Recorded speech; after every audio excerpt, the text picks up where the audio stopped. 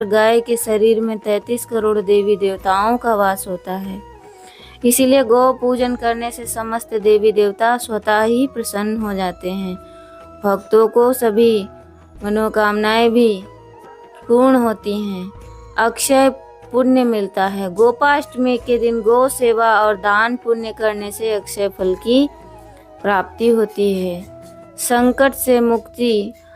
मान्यता है कि इस दिन गौ सेवा करने वाले व्यक्ति के जीवन में कभी कोई संकट नहीं आता। तो सबसे बड़ी बात यह है कि सिर्फ गोपाष्टमी के दिन ही गाय का पूजन क्यों, प्रत्येक दिन गाय का पूजन करना चाहिए। उनके चरण स्पर्श करनी चाहिए, उनको प्रथम रोटी देनी चाहिए। आरोग्य लाभ। यह भी माना जाता है कि जो व्यक्ति गौ माता के नीचे से निकलता है उसे विशेष पुण्य और शुभता प्राप्त होती है। मातृ प्रेम। जिस प्रकार माँ अपनी संतान को सुख देती है उसी प्रकार गौ माता भी सेवा करने वाले जातकों को अपने हृदय में स्थान देकर उनकी इच्छा हर पूरी करती है। गोपाष्टमी पूजन विधि। गोपाष्टमी के दिन गौ माता और की पूजा और सेवा करने से विशेष विधान है।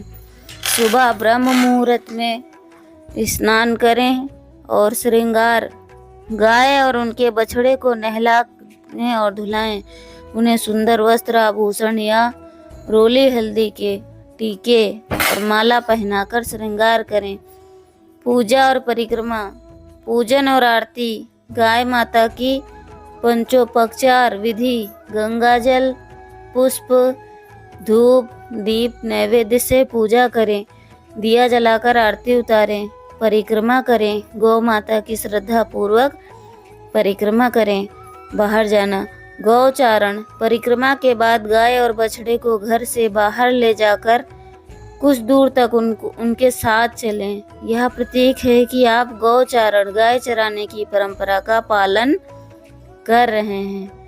भोजन कराना। गौ सेवा। गाय को हरा चारा, हरा मटर, गुड़ या विशेष पकवान खिलाएं। शाम को संध्या काल में सायं पूजा। जब गायें चरकर वापस घर लौटती हैं तब उनकी दोबारा पूजा और आरती करें। दान। ग्वालों को दान।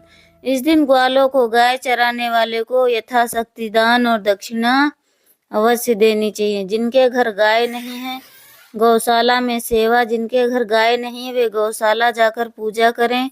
गायों को चारा, गुड़ खिलाएं और गौ संवर्धन के लिए यथाशक्ति अन्न, धन या अन्य वस्तुएं भी दान करें।